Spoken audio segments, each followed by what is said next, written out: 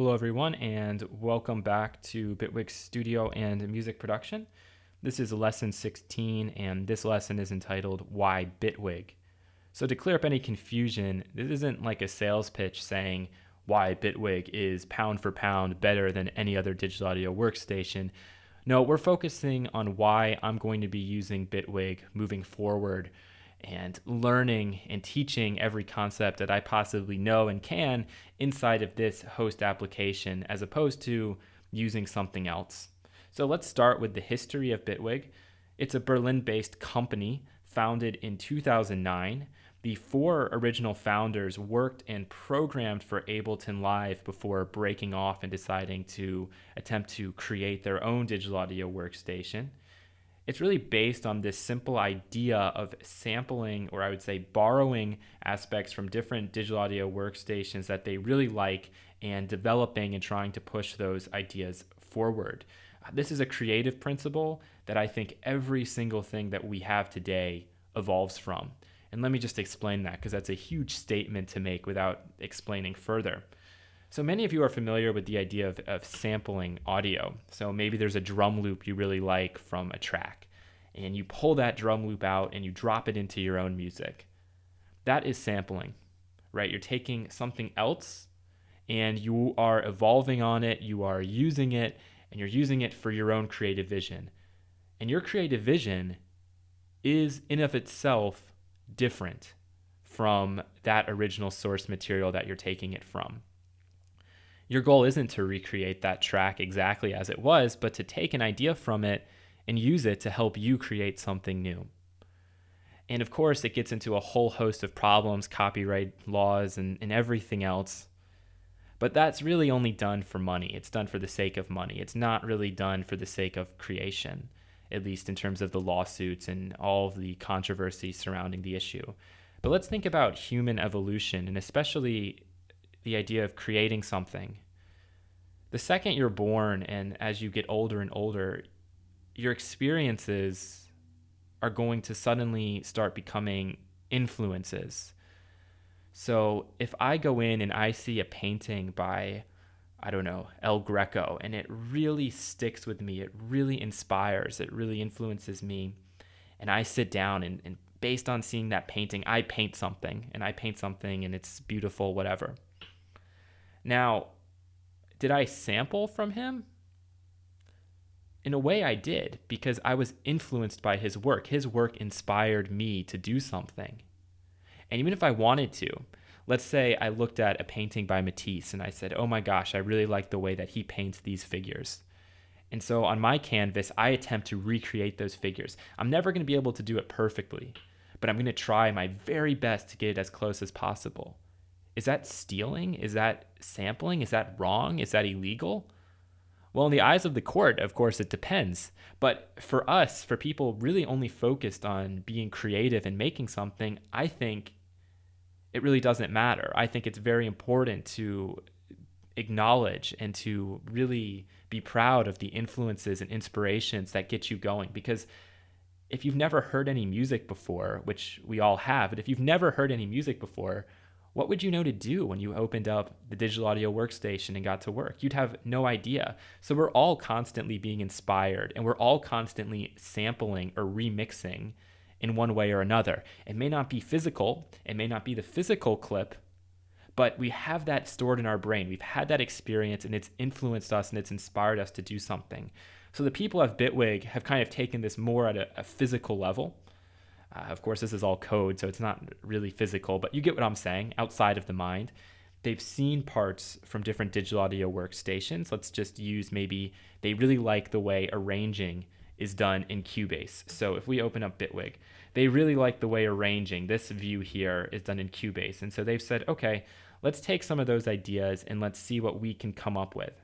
And then what you see in front of you is that result. But then they say, you know what, I really like the session view that's in Ableton Live, the clip launcher view. Okay, let's make a clip launcher view. It's going to be quite similar to Ableton, but we're going to try to evolve on that idea and make it our own. And I think that's what they've really done. And it's true with every single kind of parameter and function that exists inside of this software application. But it's not like they've stolen those ideas. They've taken those ideas and they're trying to push them forward. And that's true in everything. It's especially true in art, in music, in film, but also even just basic technology. Things start as theories often, and then we use them in practical ways. Or we try to take that theory and then push it a little further, see what we can come up with. And in this course so far, we've looked at some of those theories, those psychoacoustic phenomena, and we haven't really touched on practical applications of those, but by learning them, we now have that stored in our brain. And so moving forward, we might use them later. Is that stealing? Is that sampling? Is that illegal? Of course not. It's knowledge, and we're taking that knowledge and we're trying to push it forward. And that's what the people at Bitwig have attempted to do. So after a year of beta testing, Bitwig was finally released to the public in March 2014, and really it came out and a lot of people were disappointed. I, for one, wasn't disappointed. Maybe because I hadn't been waiting since 2012 every day checking the updates, but what's going to happen is every time you have a new product that comes out, people are going to be very critical because they have an expectation. They have this idea in their head. And then when it comes out and it doesn't fit that perfectly, they say, oh, nope, I don't like this. I'm not going to use it. And it's not that surprising either, because if you have a system in a different digital audio workstation, then why make the change? And really, there's no reason to make the change if you're very comfortable doing what you already do.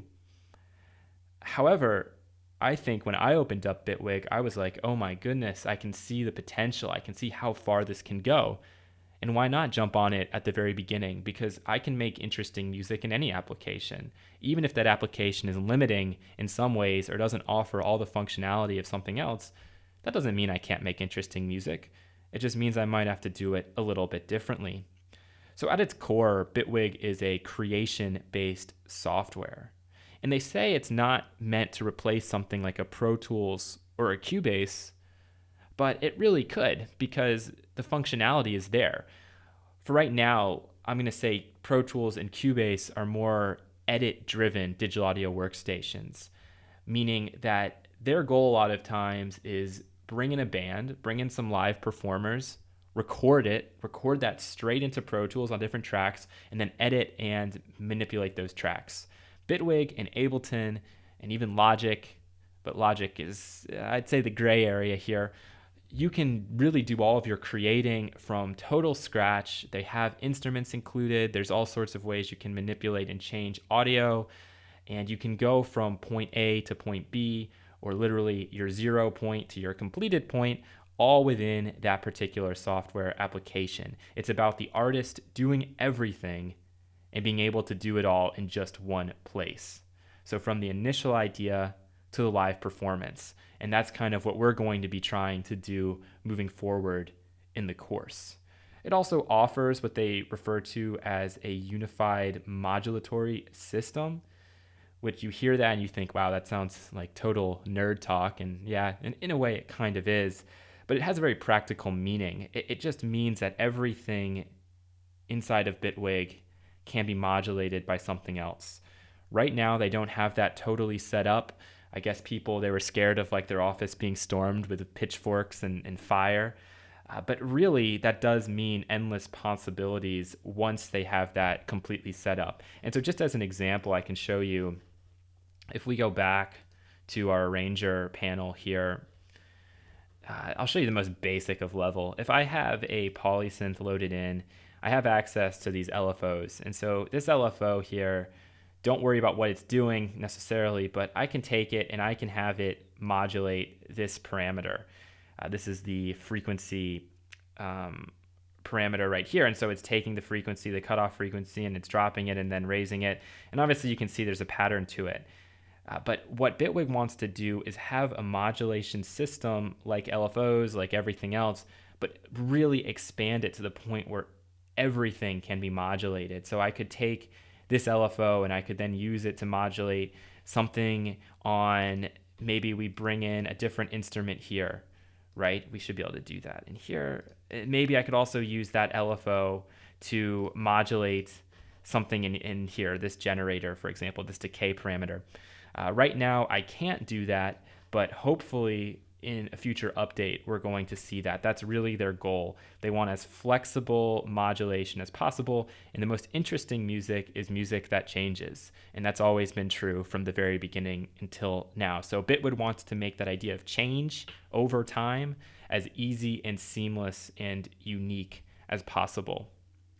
For 1 minute, I did want to talk about Ableton Live, because in my opinion, right now, it probably is the most flexible DAW out there.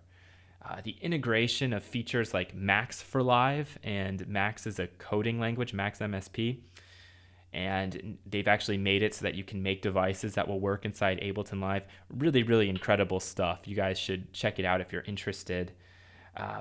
Also, this whole idea of this non-linear clip launching, so you can actually launch clips and it doesn't have to go in time per se with your timeline, with your arrangement. And macro control functionality, warping. If you don't know what these are, doesn't matter, but these are the things that kind of set Ableton apart, especially if you're an electronic or an experimental artist. And a lot of people, I'm talking about people like composers on the cutting edge, they'll use Ableton Live to do things. And so it's really taken off and kind of has become a giant in the audio world. It's not going to replace Pro Tools and professional studios, but it is the software that's being used by most people who want to do very interesting electronic things, different from what's being done in Pro Tools. Neither is any better or any worse, but they definitely have different functionalities. Right now, Ableton is up to version 9, and they've even gotten to the point where they've made a very specific instrument, which is called the push, which has already had a very profound impact on electronic music. I think I'll link to a push performance I just recently saw that I thought was pretty cool. People are going to do some incredible stuff. It's really an instrument. Just like you'd have to learn violin or piano, the push is incredible. I don't have one. I can't really afford it, but it is a pretty cool piece of hardware if you're interested. But then you guys would be asking me right now, well, if Ableton is so flexible and so interesting, why aren't you going to use Ableton? And I'm going to not use Ableton for a few reasons. I just have listed a couple. The first is I think there are too many choices for the beginner. If you open up Ableton Live, it can seem so simple, but it can get so complex so very, very quickly. The fact that it's already so well established and that there are so many training programs, there's a lot of great free resources for Ableton Live already, great community of people out there that exist if you want to work in Ableton.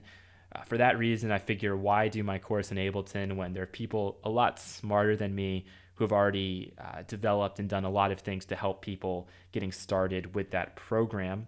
It's also quite a big company, and at this stage, they don't have any worry of going out of business.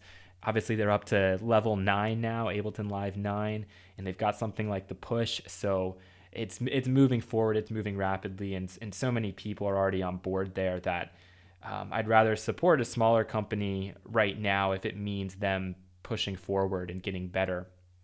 And in my opinion, the actual interface of Ableton Live, it can get kind of tiring. I get kind of bored of it.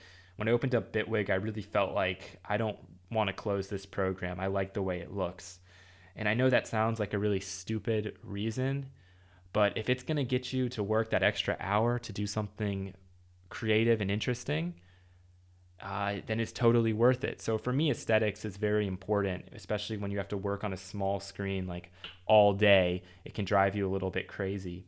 And last but not least, as a teaching tool, and especially one where you're going to have to watch through my screencast, Live can be kind of tough to follow. Whereas in Bitwig, I feel like there's a little bit more logic to some things, and following along might be a little bit easier for you guys. So now, instead of asking the question, why not Ableton, let's look at it and analyze why Bitwig. So when I first decided I was going to try and create some kind of music production class, I thought, okay, we have maybe a couple options. One would be Reaper, because it is so cheap and yet it's so flexible, and I really believe strongly in their message and their model. Or Bitwig, which at the time and now still is a brand new program. I didn't choose Reaper because it's not bundled with any sounds or instruments. So just getting started from scratch, we'd have to go and find a bunch of samples or record stuff in ourselves. And I felt like for people starting out, that just wasn't going to really work. Bitwig has an interface that I thought also is better conducive for learning than Reaper is. Reaper is going to take some time, but if you can learn Bitwig, I do believe if you spend like a full day in any other application just kind of screwing around, you can learn that application immediately. Whereas Bitwig is kind of unique, so learning some of the nuances and functions of Bitwig, you wouldn't be able to do from a different digital audio workstation. Also, Bitwig allows us to not only make the music, but to perform and to do some live audio manipulation on the fly. And that's something that, apart from Ableton Live, other DAWs aren't really designed to do. So those are kind of my reasons there. Obviously, Bitwig is a little bit more expensive, $400, but I think with all the stuff that's bundled inside it, we can do so much with it that it would actually pay for itself as compared to the $60 with Reaper, and then trying to hunt down stuff could be a lot. But I still think Reaper is a great application nonetheless. So there are literally dozens of reasons why I'm choosing Bitwig, but I'm just going to list a few of them here. First of all, it is a small company, and according to their website, they only employ 11 people, and that's really, really tiny. And compare that to a giant like Avid that brought in a total revenue of $677 million in 2011. By supporting Bitwig, hopefully they'll be more apt and willing to listen to suggestions and look to improve their product for their customers. Getting in at the very beginning can be great because you know that with such a small company and releasing to not a huge number of people right away, they're going to be more likely and willing to listen and want to work with the people using their software to try to make it a little bit better. Also, just the fact that it's new. And when something new comes out, a lot of times it can bring in different and new people.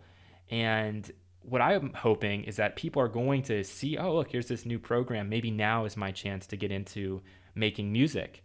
And then if they can search and find my videos, that's great. And, when you're looking for a place to start, starting with something new is a lot of fun because it's going to give us the opportunity to learn and to really understand this program, but we can do it all together and all kind of with the same learning curve. So if you've never touched a digital audio workstation before, that will be okay because some of the tools and features you'll be learning at the same pace as people who've been doing this for 20 or 30 years. And I think that's phenomenal. I think it gives a great chance for all of us to share our knowledge in different ways. And also, I hope it means, because it's kind of a new product, it's not discriminating against anybody right now. You can be a senior citizen, you could be 12, 13 years old, you can be from anywhere in the world, and we can all start from kind of the same place. And that's really, really awesome. Where with other programs that have been around for a long time, people can be kind of jerks sometimes and not really help and go out of their way to insult people, which you'll find from time to time. Also, Bitwig utilizes a very simple logic. Learning this DAW is pretty easy, but you're going to see that there are layers and layers of complexity, and you can get it to be more complex than any other software that's out there today. Flexibility. This DAW can be used to make, mix, master, and perform music.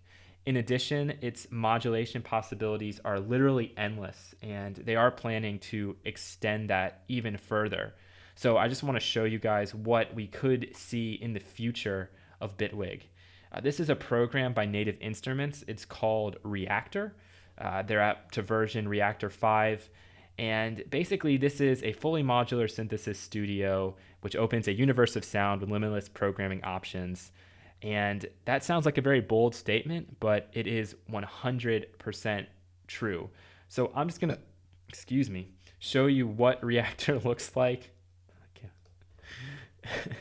And let you realize that this is maybe where Bitwig is going to head. So right now, this looks incredibly lame, but trust me, Reaktor is probably the most powerful instrument that exists right now, except for maybe like Max. Reaktor is just incredible. The interface isn't flashy or fancy, but what you can do is crazy, because what we see on this page is the instrument itself, but we have the ability to make that instrument using a series of modules and wires. So this is the mono chorus. That's the device that I have loaded up here. Don't worry about all this crap for right now, but basically you can see how deep this stuff goes. Okay, so all of these parameters here have been built, and you can just, see it just gets deeper and deeper and deeper. Really incredible. And at some stage, I think Bitwig is planning to have an interface that's quite similar to that, using components that they've already built. And you can see this is where all of these modules come from. If I just right click in here, I can bring in something. So I could just like bring in a sawtooth oscillator that's already been pre-built, those sorts of things. And apparently they made Bitwig on this sort of philosophy, which then is going to mean, assuming they don't charge like an additional $800 for it, we're going to have the flexibility of something like Reaktor inside of our digital audio workstation, which is so incredible. And it really means, depending on how far I go with these videos, that we could be doing this forever, because Reaktor is so open.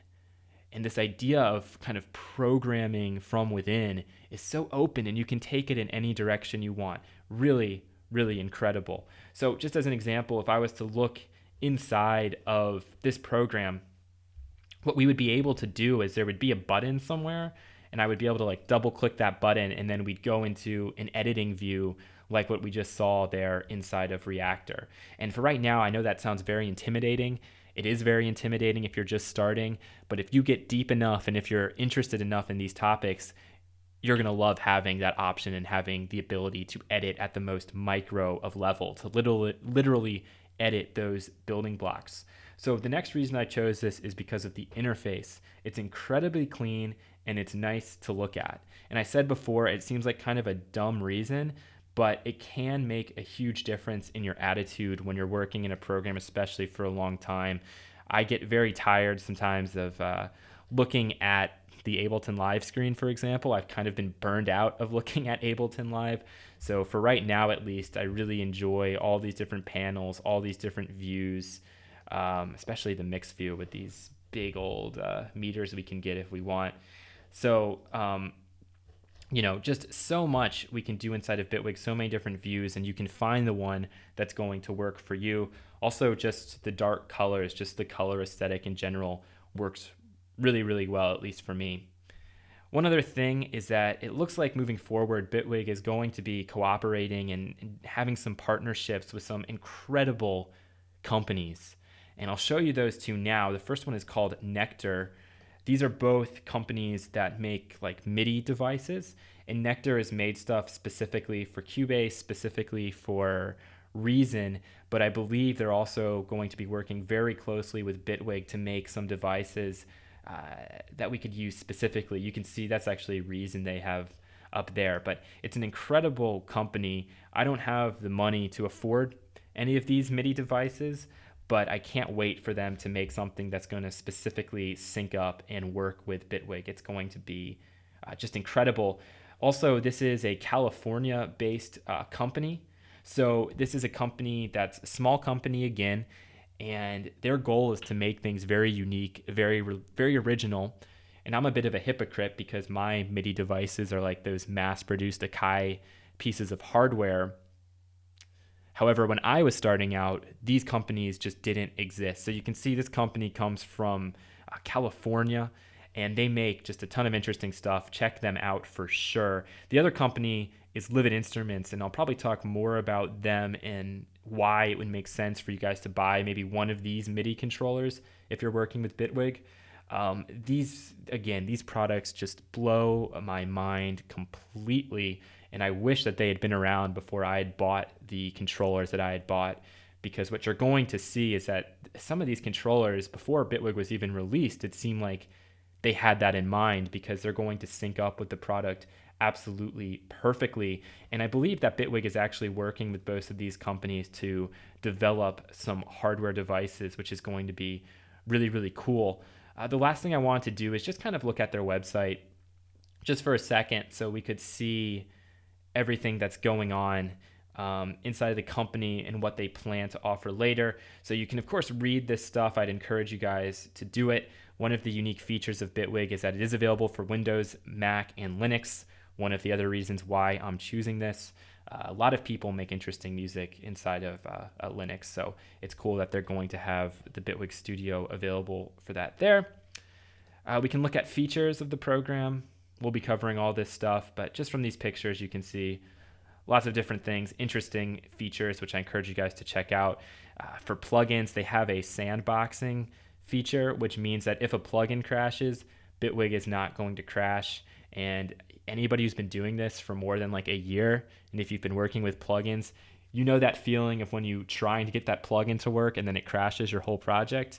Yeah, that can really put you back quite a bit of time. And then obviously modulation, and that's going to be a focus for us moving forward quite a bit. And there is this integration of, if you know the JavaScripting, you can actually customize the mapping of your MIDI controllers. So I don't have a MIDI controller that I could probably do that for, but we'll give it a go at some point and see what we can come up with, maybe a ways down the road. I don't think the community page is really that interesting. Let's see. Where's the one that's saying like for the future? That's the best page that's on here.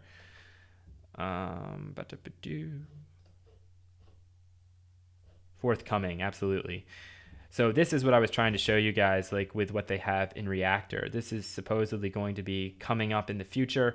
Also, there's this concept of attempting to create a seamless collaboration between two people using Bitwig, which this would be so incredible for us if we had the ability to wire a project and get everybody to work on it at the same time. Would just be so incredible, and keep everything in sync and have everybody working together. Just imagine those implications for a classroom in the future. It's huge. It's so huge, and that's why I think Bitwig is going to become sort of the educational resource down the road for anybody who's interested in making electronic music. Because if we were all sitting in like a lecture hall or something, once this is available, we could like sync up that project, and so we could all work on it at the same time, which I think is really profound and really incredible. So that's where I'm going to leave this discussion. We have one more video in this sort of series of videos that I've done from the beginning, and then after that, it's time to dive in head first and really get started and start making some music. So thank you guys for watching, and stay tuned for the next lesson.